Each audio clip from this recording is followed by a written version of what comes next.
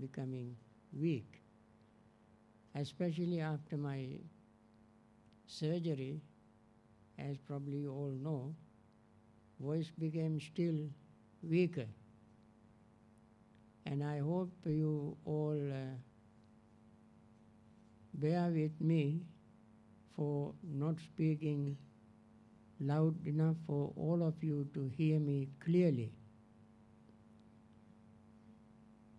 That also is in a way good, because you pay total attention. When you don't hear, you have to pay very, very close, undivided attention to hear what I say. Yes, we want to talk on the jhanas, which is not very popular subject, and also difficult to popularize it, because the very nature of jhana and also not too many people are interested in technical terms, and also, as Venerable mentioned earlier, not too many people are deeply interested in getting involved in the practice of jhana. However, that is one of the most essential part of the Buddha's teaching.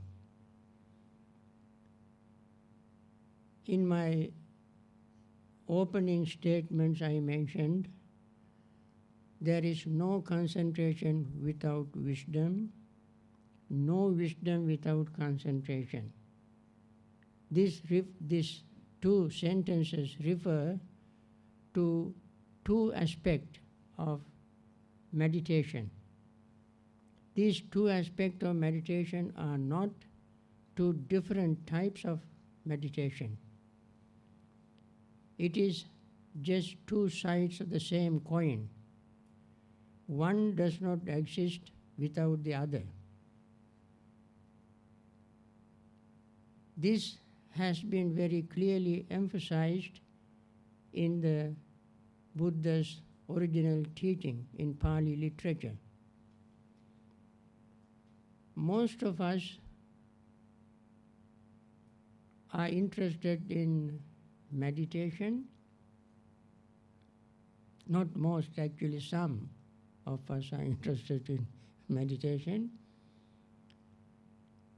And at the same time, most people emphasize the practice of vipassana, sometimes called mindfulness or insight meditation.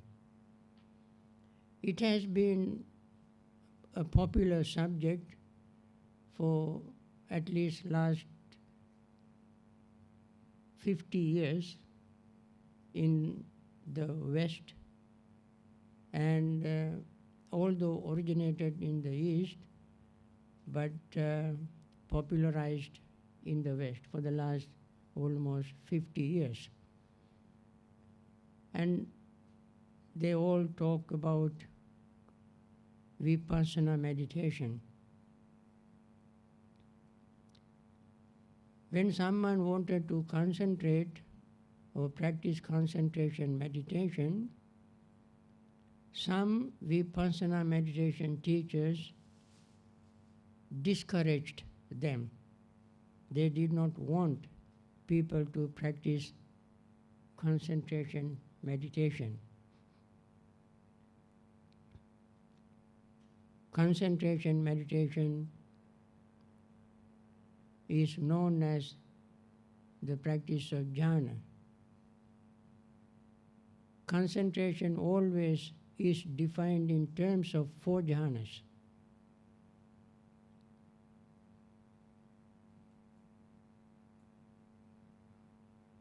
Concentration also has 2 aspects.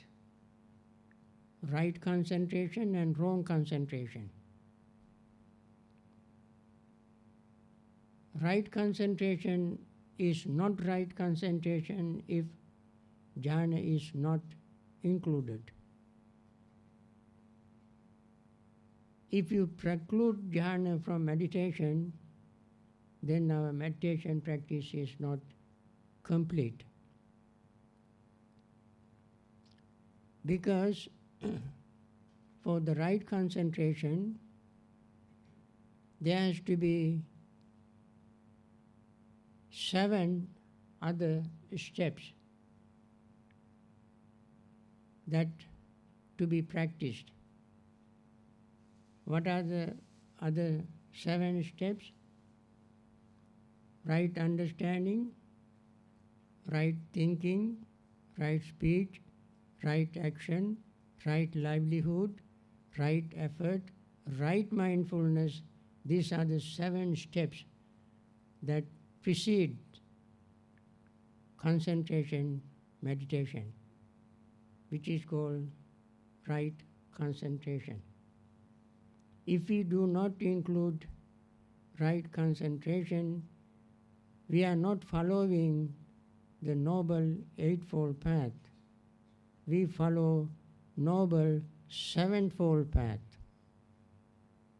In order to complete Noble Eightfold Path, we must include right concentration as well, which invariably has been defined by the Buddha in terms of 4 jhanas.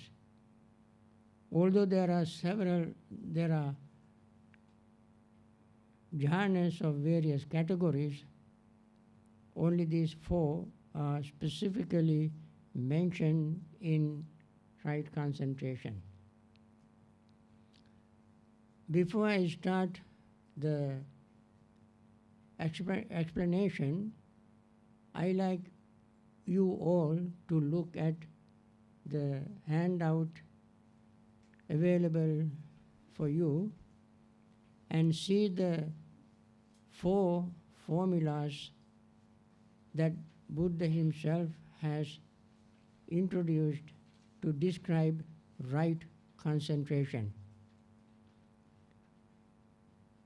When you look at the first one, quite secluded from sense pleasures, secluded from unwholesome state of mind, one enters and dwells in the first jhana, which is accompanied by applied thought and sustained thought with rapture and happiness born of seclusion. That is the first jhana. So, what is jhana? By looking at this description, you may see a jargon of words, but it doesn't make any sense if we do not spend some time in trying to understand the theory of jhana. Theory is also absolutely necessary in order to get a complete understanding of jhana. Theory is like a road map. Just like when you want to drive somewhere, even though you may have a very good car, a lot of money in your pocket, a lot of gas in the car, and so on, if you do not know the directions that you are going to drive, you will end up somewhere without reaching your goal. Similarly, we have to understand what jhana really means, what it really does, how we can practice it. This little formula you just read at the top of the page gives the gist of first jhana. So I want to spend some times going through the list of topics. These are each and every one of them is a topic by itself. But I put them in this order for you to look at them, not only right now, even when you leave this place, you can think of these items which involved in the practice of jhana. Before I explain the formula, I want to go through the list. When we come to the attainment of jhana, I will go back to explain the formula itself, because the formula is imbibed with lot of meaning. So we want to go through that later on. But before that, I want to go through this list of items which all eventually lead to the attainment of jhana. Number one, since you have the list with you, I made it easy for all of you to have some note with you when you leave. In the past, I used to give talks without any notes because my memory was very good. Now, memory is fading, and therefore, I want to write something down, and also it is good for you, the listeners, to have something for them to take home when you leave. If when I talk from my memory, there was nothing for people to take home when they leave. So in a way, it's a good for people that my memory became poor. So for anything that we practice, we have to begin with some degree of faith. People who do not know jhana, they must approach the subject with some kind of trust, faith. This is not just mere blind faith, but the faith in the Buddha. We all have to have faith in the Buddha because Buddha is a one who never asks us to do anything that we cannot do. Buddha mentioned it several times in sutras, because I never ask you to do anything that you cannot do. And he said, I have done it. I have done it, and I have reached the goal. From my personal experience, I am telling you that you too can do exactly as I have done. So Buddha came this theory from his own personal experience. And therefore, and also, Buddha is a one who never lied to people, never deceived people. He always told the truth. In his entire teaching is called the truth. Not just mere truth, but the noble truth. There are three kinds of truths which are called sammuti satya, conventional truth, paramatta satya, ultimate truth, and noble truth. Three kinds of truths. Sammuti, paramatta, and arya satya, noble truth. Buddha was the one who spoke about noble truths. Why it is noble? What are the noble truths? One is suffering. Is there anything noble in suffering? Suffering itself is not noble. But the fact that it is true is noble. It is true. undeniable, irrefutable truth. Therefore it is called noble truth. So, therefore, we have to have a trust, confidence, faith in the Buddha. We have to have the faith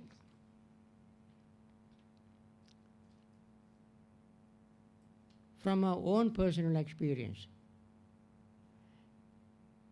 In order to instill faith in us, we must try to follow what he said. When we follow what he said, we will come up with our own personal experience which encourages us to follow the path. So the faith arises from us, in us, from our own personal experience. On the one hand, we have to trust the Buddha. On the other hand, with this trust, we have to put this practice, this theory into practice, then we will have faith.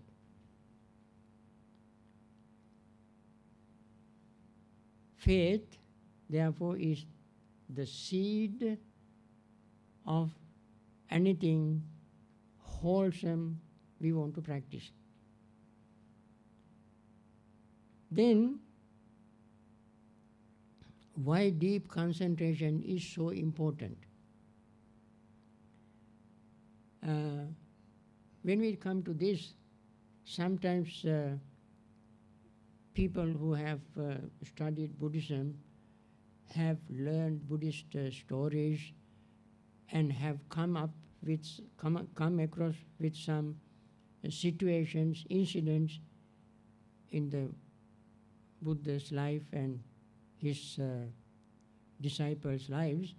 People sometimes wonder, is concentration, deep concentration is absolutely necessary for the attainment of our goal? My dear friends, I must say yes, deep concentration is absolutely necessary. Because Buddha repeatedly mentioned in many places, it is the concentrated mind that sees things exactly as they are. Samahitang chittang yatha bhutang pajanati. Samahitang chittang yatha bhutang pajanati. Concentrated mind can see things exactly as they are. Also, Buddha mentioned our mind is naturally luminous, but because of adventitious defilements, this luminous mind becomes defiled. Since ordinary people do not know this, they do not practice concentration meditation. Buddha said, Pabassaramidam bhikkhave chittan tanchakho agantuke upakleshu upaklitak tang asutava putujjano napajanati tasma asutavasya putujjanasya chitta bhavana nama nati. Chitta bhavana means concentration. Other is panya bhavana, that means vipassana. So, in order to maintain luminosity in our mind, clarity of our mind, we have to gain concentration. When we gain concentration, it is the concentrated mind that can see things exactly as they are. When the mind is not concentrated, when it is scattered here and there, then we cannot see things as they are. Friends, concentrated mind is just like kinetic energy. You see, like you have rain water, rain drops onto mountains, and these raindrops collect in small tributaries and run through rivers and go into the ocean. But this water has potential energy. Only when we harness this large amount of water that run into the ocean through the rivers, only when we harness it and let it run through a tiny little hole, see the amount of power that the water has in it. So eventually this potential energy of water becomes kinetic energy when you harness it and let it run through tiny little hole, which can turn the turbine and generate electricity. That is how we get hydroelectricity. Similarly, when the mind is scattered, not concentrated, no matter how much potential power we have, how much insight, how much intelligence we have, we will not be able to use this properly to gain true, deep understanding of the things that exist. And therefore, when the mind is concentrated, that concentrated mind can penetrate the shell or screen of ignorance and break the shell of ignorance and penetrate into the reality, which is not lying outside ourselves but within ourselves. When we say see things exactly as they are, this sentence also is a very heavily loaded term. What do we mean by see things as they are? Things means not any outside external trees, walls, people, trees, cars, and so forth and so on. But things here means the body, feeling, perceptions, thoughts, and consciousness. These are the things that we see. And these things we cannot see properly, clearly, as they are without concentration. So concentration, therefore, is absolutely necessary. Necessary to complete our meditation practice. Otherwise, even meditation itself is not a complete practice. Then you can see the next item. Buddha is our guide. Buddha is our teacher. Buddha is our leader.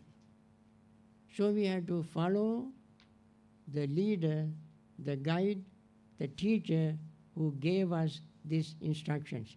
As I mentioned, we follow the Buddha's example. Buddha introduced right concentration because he was following wrong concentration for a long time, following Alara Karama, Uddaka Ramput and so forth, and did not attain enlightenment. Why? Because he was following wrong concentration. What made his concentration right concentration is when he left them and developed his own technique and method through the Noble Eightfold Path. When he practiced the Noble Eightfold Path, concentration became right concentration. So,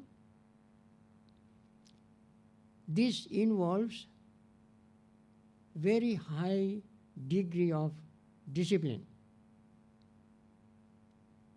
Friends, not only jhanas, but even any little concentration that we want to gain cannot be achieved without certain degree of discipline. And therefore, we follow the Buddha's example of discipline. He disciplined himself in order to gain right concentration. How he disciplined? By following the Noble Eightfold Path. Then, as I mentioned, roadmap of jhana. Jhana, attainment of jhana has certain steps to follow. And we will come across these steps later on as we develop our theme. We will come across this roadmap. And the roadmap is given in the first formula. Quite secluded from sense pleasures. Quite secluded from sense pleasures. When we try to be secluded from sense pleasures, we do not mean that we all have to leave homes and always find a very solitary place, forest, cave, and so on. This is one misunderstanding that many people have when we talk about attaining or gaining jhanas. Seclusion here, quite secluded from sense pleasures. For instance, while having a concert, can you attain jhana? While being in a nightclub, can you attain jhana? Being in a playground, can you attain jhana? No. We have to leave all these behind. These are not something sins, some kind of sins, some kind of unwholesome, bad karmas. People engage, people sing songs, they dance, they eat, they play and so forth. These are necessary things to keep us healthy and to make our life livable. But attaining jhanas or gaining concentration is not exactly the same as playing music and so on. Sometimes some people say, you can attain jhanas while playing basketball, because you got to focus your mind on the basket while running and competing with each other. You have seen people how they play basketball. And these people are so smart that they throw the ball, basket is behind them. They are so smart they can, without looking at the ball, they can throw the ball into the basket because their concentration is very good. Go to Olympics. You can see people, children somersaulting and, doing all sort of things. They need concentration. And they say, that is the jhanic attainment. That is not jhana. That is not the kind of concentration we are talking about. Here, in order to gain real jhanic concentration, mind has to be clean. We will come across those things that we have to remove from our mind, at least temporarily, in order to gain jhana. So quite secluded from sense pleasures. When we talk about sense pleasures, there are two kinds of seclusions. Physical seclusion and mental seclusion. Physical seclusion is we have to remove ourselves from hustle, bustle, busy activities. That is true, that is necessary. People can find this sort of place even in their homes. They can turn off their TV, they can turn off their telephone, especially since you have old cell phone, turn it off. And don't invite visitors to come to see you, and so forth. You can stay in your own apartment, in your own house, and you can be separated from various type of other activities. Therefore, even today, we can practice jhanas, provided we can create a suitable atmosphere to gain some quiet time for ourselves. Living quiet time for sometimes every day for every person is absolutely necessary for mental health. And that time, when we do not engage in various activities, you are secluded physically from activities, sensual pleasures and so forth. And a mental seclusion is removing certain mental impurities. All are temporary things in order to achieve this goal. So quite secluded from sense pleasures, secluded from unwholesome states of mind. Unwholesome state, when we talk about unwholesome state of mind, Buddha here refers particularly to hindrances. We will talk about them.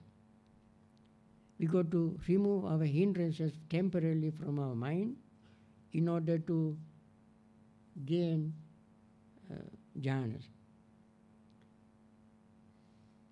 And then one enters and dwells in the first jhana, which is accompanied by applied thought and sustained thought.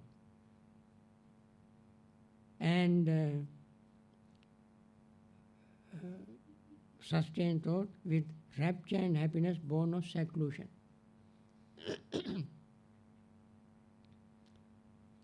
Now,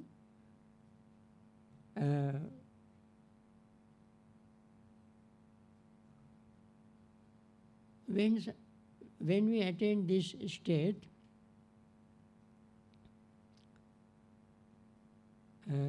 there are two kinds of what you call thought, called applied thought and sustained thought. I will explain these things later. This is just trying to explain the terms. What is applied thought? What is sustained thought? I think it's better to suspend that for a later explanation, because applied thought and sustained thought themselves are not very clear.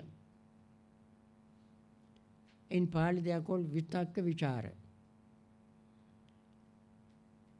In the Noble Eightfold Path, we learn three kinds of thoughts. They are called right thoughts. They are the thoughts of letting go, called thought of renunciation, nekkhamma sankappa. Then the thought of letting go of anger and cultivating the thought of metta, loving friendliness, and cultivating the thought of compassion, non-cruelty. Non-cruelty means compassion. Now, these thoughts in Noble Eightfold Path are called sankappa, right thoughts. In some other places, the same type of thoughts are called vitakka. In Pali, both sankappa and vitakka are synonymous. Sometimes they are called sankappa, sometimes they are called vitakka. So, when one attains jhanas, there are these three types of thoughts in the mind. What are they? The thought of letting go or thought of freedom. I think better term is thought of freedom. Letting go means you don't become attached to any particular thoughts. You know, it is very wonderful when you sit to meditate. It is gaining jhana is not that very difficult. When you sit to meditate, you have to remember that the whole universe is in our mind. People say, my mind is wandering and therefore I cannot meditate and so on. Friends, mind cannot go anywhere. Cannot go anywhere. Mind cannot go anywhere. If mind goes somewhere, we would be dead. Mind doesn't go anywhere. Mind circulates within itself, bringing all kind of memories. We have stocked all sort of things in our mind. Seeing, hearing, tasting, smelling, touching and thinking. We build up our concepts, ideas, and we put them all in our permanent file. So we keep opening this permanent file. When we close our eyes, we remember so many trillions of things that we have seen, heard, smelled, touched and thought. Trillions of things in the past. And so many trillions of things in the present. And on the top of all this, we will keep on imagining about the future. Does the mind go anywhere? No, it doesn't go anywhere.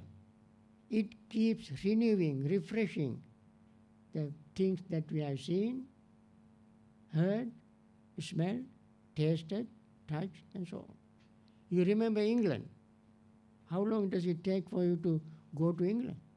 Instantly, whole England is in your mind. The things you have seen there, people, and so on and so forth. So, to get rid of these thoughts, this is what is called freedom, or liberation, or letting go. What we have to do is to turn off the switch of going to the past, going to the future, switch of the things that we have seen with the eyes, heard, smelled, and so forth. Don't think of them. The moment you do not think of them, that moment you have let go of everything. That will be very easy thing to do. Of course, through training our mind, we can do that. As soon as you close your eyes, let go of all these memories temporarily. Of course, then hindrances can arise. I mentioned the hindrances later on. So this is how we have the initial thought of letting go. Then, to gain jhana, the prerequisite or precursor for gaining jhana is the thought of loving friendliness. I call it loving friendliness rather than loving kindness, because the word in Pali is called metta. Metta comes from the word mitta. Mitta means friend. Mitta's nature is metta. In Sanskrit, mitra is a friend. Mitra's nature is maitri. So we call somehow, somewhere, somebody mixed up metta with karuna. Karuna is compassion or kindness, metta is friendliness. So, in order to gain concentration, our mind must be calm, relaxed and peaceful. When the thought of friendliness is developed, mind naturally becomes calm, relaxed and peaceful. That is the second initial thought.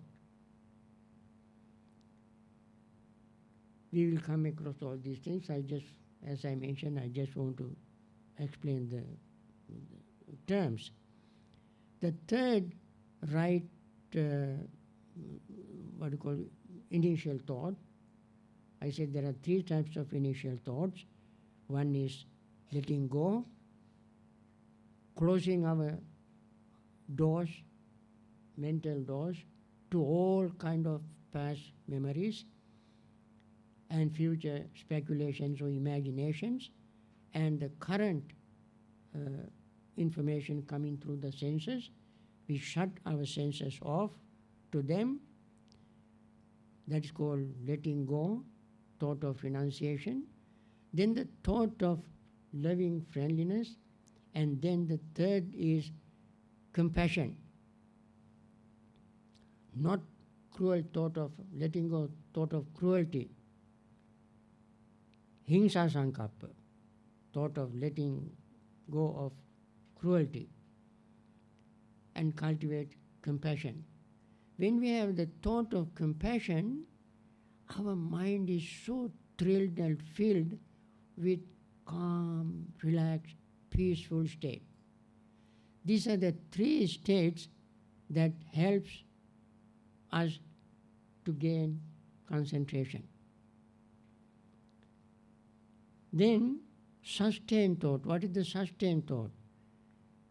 Maintaining these three types of thought, maintaining the thought of letting go, keeping the mind shut off for all these external stimuli. If we maintain it, sustain it, and then we maintain the thought of friendliness. Once it arose in the mind, we maintain it, we keep it. And then the thought of compassion, we maintain it. Don't let the thought of cruelty enter the mind. Quite secluded from sense pleasures, secluded from unwholesome state of mind. One enters and dwells in the first jhana, which is accompanied with applied thought and sustained thought, and with rapture and happiness born of seclusion. Now, sometimes people think, there are some individuals who talk about jhanas.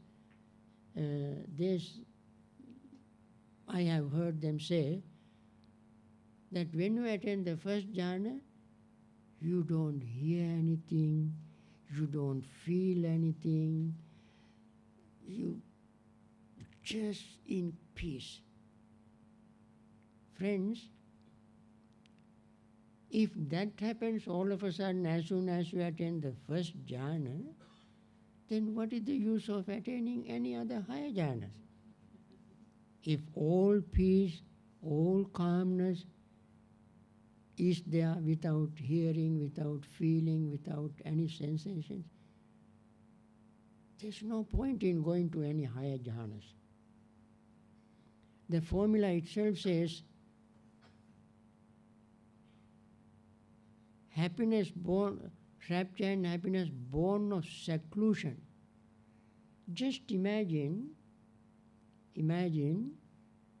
you are in a very, very busy Singapore city, working, going to work and meeting people, driving, sounds, music, this and that, working. You're tired, working day and night. So one day You leave all this behind and go to a quiet place and see how much joy, happiness you experience. Go to a meditation center. Everybody is calm. Everybody is quiet, relaxed, meditating, not talking. You feel very peaceful. When you are in such a situation, rapture and happiness arises in your mind. Just being away from physical hustle, bustle, busy, active state. You still can hear, you still can feel, but your mind is very calm and relaxed. That is the state of mind you will gain when you attain the first jhana. Not everything completely disappears and you are in a state without any feeling. It doesn't happen that quickly. It takes some time. In the first stage, that's what you will have. Friends, my plan this evening is to speak this much and then have a short session of meditation. Of course, we have to practice what we say, right? So I spoke a little bit on the jhana. Let us try to gain some peace, sitting quietly, trying to experience some degree of concentration. Very good. Now, also I have another little handout on metta. This is not something unusual. That is just appropriate portion of Metta Sutta translated into English. Metta Sutta has been translated into English by many people in many ways. This is our translation. I selected only that part which is most appropriate for this purpose. So please look at the paper and try to read it first. And then we turn off the light and let these thoughts of metta dwell in your mind during this period. So,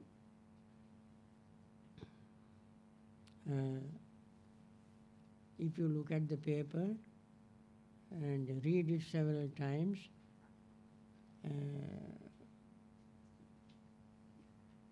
I think when you go home, you leave the paper, somebody will collect all of them and keep them here so that when you come tomorrow, you still will have papers here. Otherwise, sometimes you forget to bring them here when you come. I think there are some people who would collect the papers and leave them here. Okay?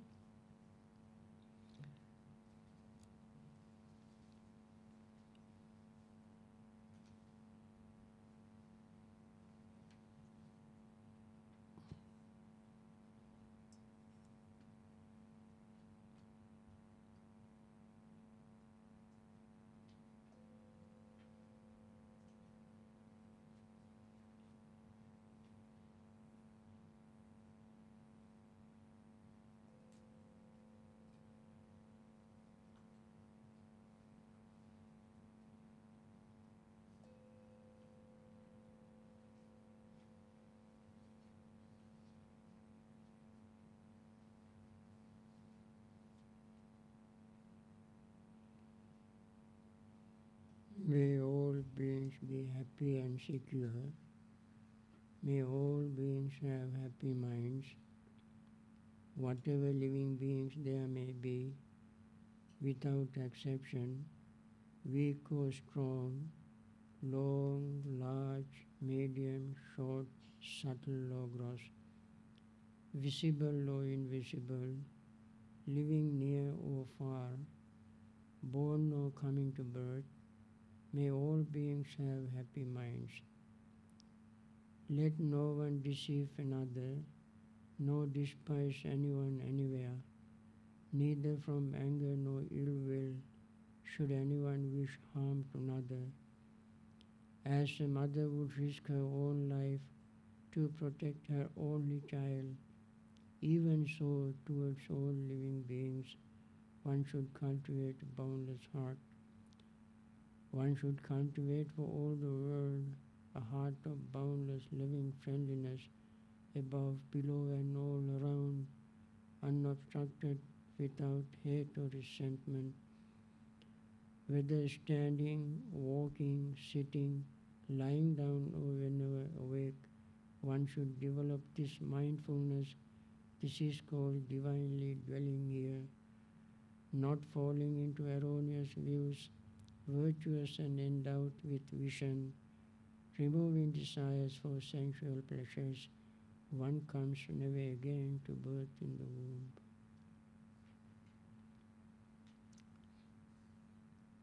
With these thoughts of loving friendliness, let us practice our meditation. When we cultivate these thoughts very sincerely, genuinely, we feel that we are totally surrounded by people, friendly people. We just feel that everybody sitting here is your friend. Ones who sit behind you, those who are sitting in front of you, those who are sitting on your sides are all your friends. When you sit amidst of friends, you feel secure and safe and protected. This is very natural feeling that arises in our mind when we cultivate the thought of loving friendliness. We don't have any resentment or animosity towards anyone. Just feel the friendly feelings for everybody. And remember to keep these thoughts in mind.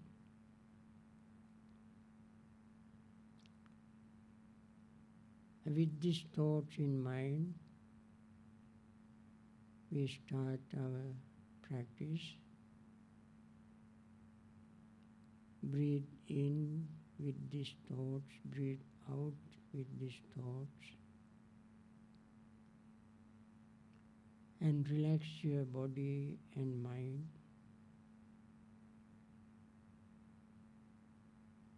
Make yourself physically as well as mentally comfortable.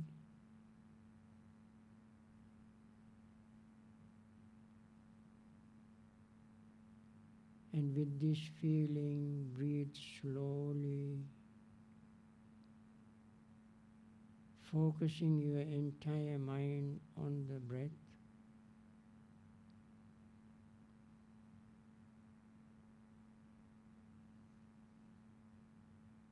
As the mind unites with the breath, as the breath becomes calm and relaxed and peaceful, the mind also becomes calm, relaxed and peaceful.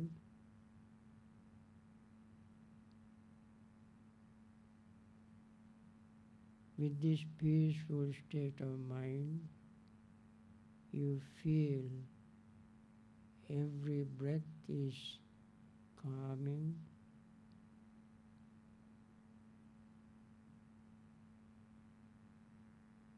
and relaxing,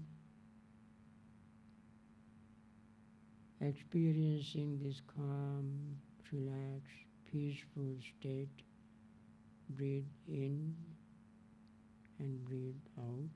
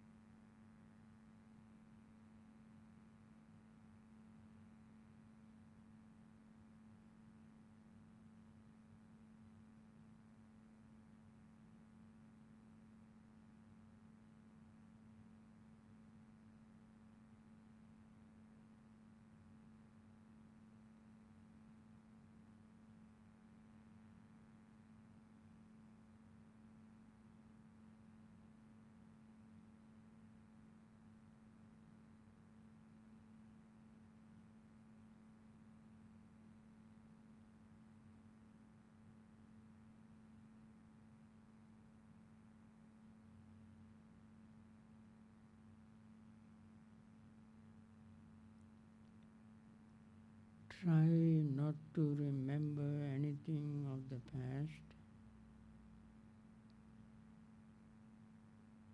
not to let the mind go into the future.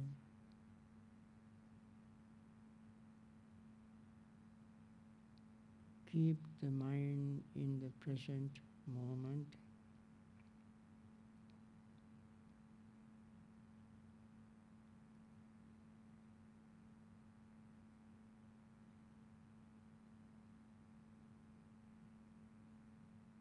You can see the present moment in the present breath. As the breath is in the present moment, let the mind ride on the breath.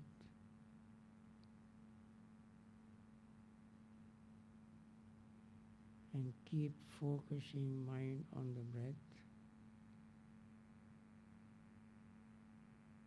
Then you will see what the present moment is.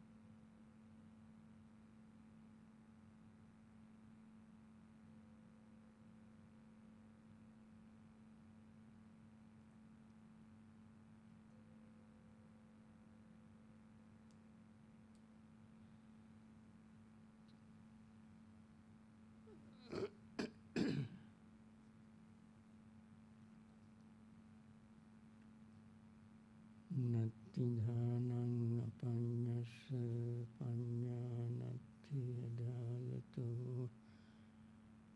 yam hi jhanancha panyacha save nibbana santike. There is no concentration without wisdom, no wisdom without concentration. One who has both wisdom and concentration is close to peace and emancipation.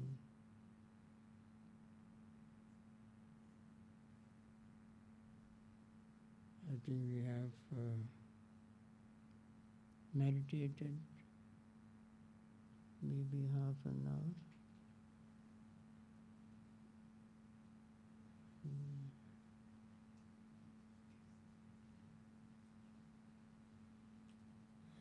See the time. Oh yes.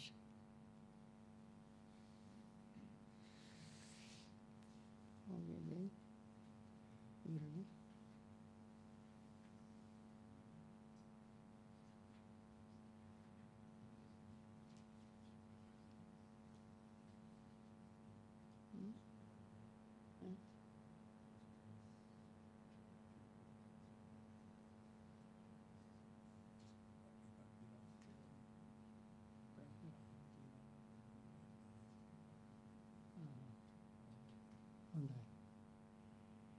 Okay, if you have, I think, if I open the subject, it would be like opening a can of worms.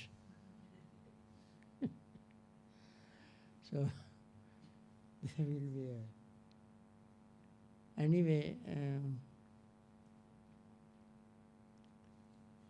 we can spend 10 minutes answering questions if you have one or two questions, burning questions. Yeah.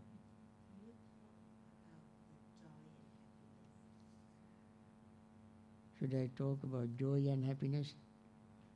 Actually, joy and happiness themselves are very big subjects.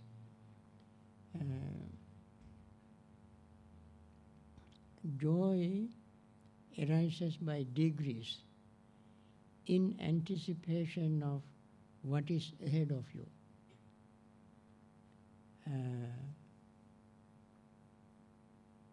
It's just like you are traveling in a desert where there is no water, no food, no directions. You are alone and full of anxiety, worry, fear, uncertainty, doubts, and so forth. So suddenly you see somebody coming towards you with wet hair, wet clothes, fresh face, very energetic. So seeing the person, you would ask him, now look, I'm also traveling in the same desert, but I'm so tired, dry, weird, weak, hungry, thirsty and so on, but you look quite fresh. What is the secret? So the person would tell you that I have seen an oasis, the little lake in the desert. I had a swim, drank plenty of water, ate lotus buds and roots and flowers, and refreshed. If you walk in the same direction, you will see the lake. Hearing this, you will have a joy. As you are approaching, you can see birds flying to that area, and as you see them, your joy increases. As you are approaching, you will hear children playing, talking, shouting. Hearing that, your joy increases. As you get closer, you can hear people jumping into the water and, playing with water. Then your joy still increases. And when you get closer, you can see with your own eyes that people are enjoying the water. Then your joy increases. And then you yourself jump into the water and swim and drink water and so forth, and spend a lot of time in the water. Then your joy turns into happiness. Why? You have fulfilled your thirst, quenched your thirst, got rid of your tiredness, and you are no more fatigued. You are fulfilled. When the fulfillment arises, your happiness arises.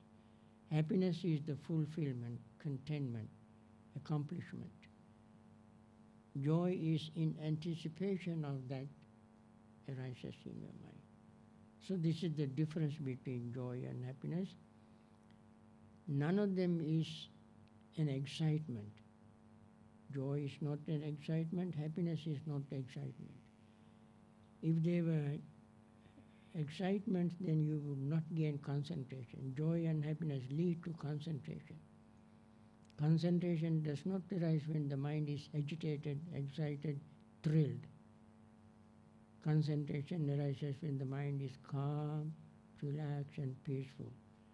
The mind becomes calm, relaxed, and peaceful when you are content. So, this is the difference between joy and happiness.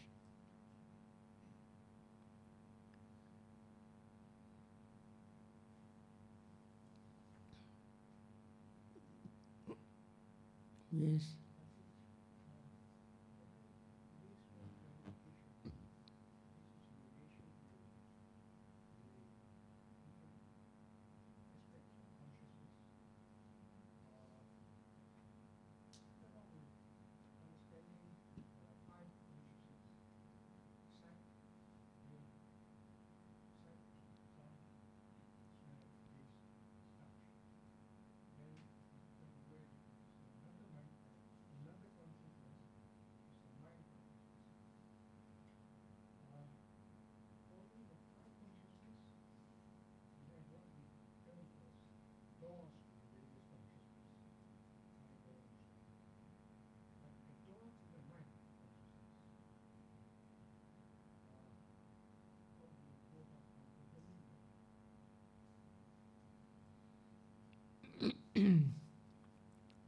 Mind consciousness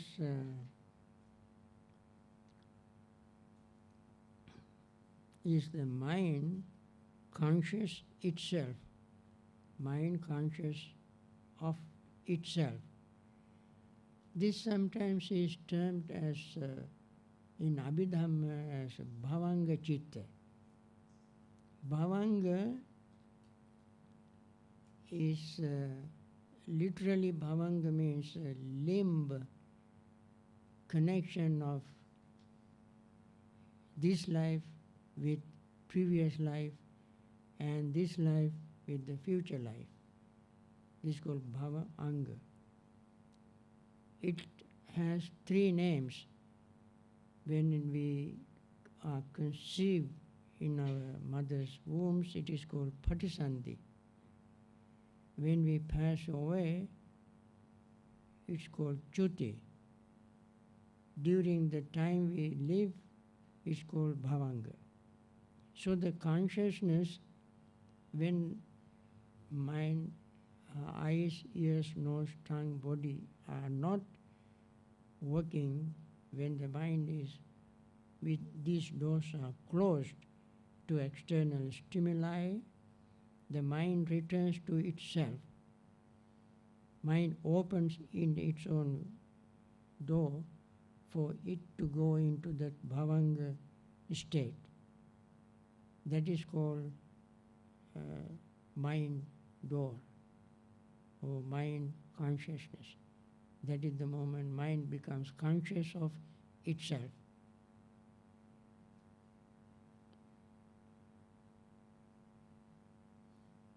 Okay?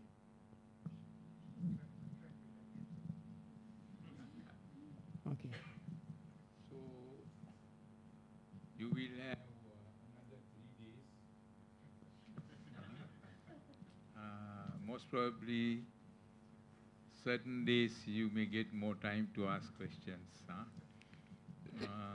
And we will end this session thanking Venerable, and thank you all for your participation, and hope to see you tomorrow, day after tomorrow, in on the 15th also, 12th, 13th, 14th, and 15th. So keep these papers here so that when you come tomorrow you can look at it. At the end of the course you can take the paper home and look at the items that we have not discussed.